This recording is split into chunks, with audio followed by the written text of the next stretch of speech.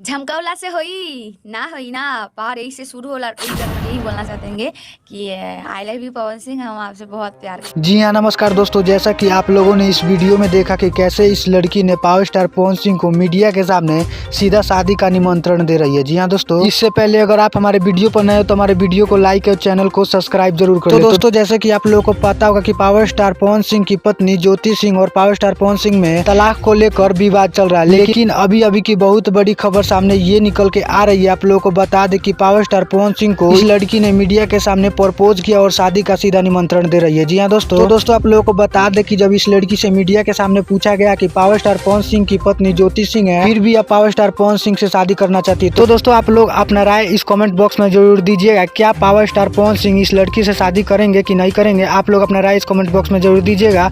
मिलते हैं आप सभी से किसी नेक्स्ट वीडियो में। जब तक के लिए जय हिंद, जय भारत।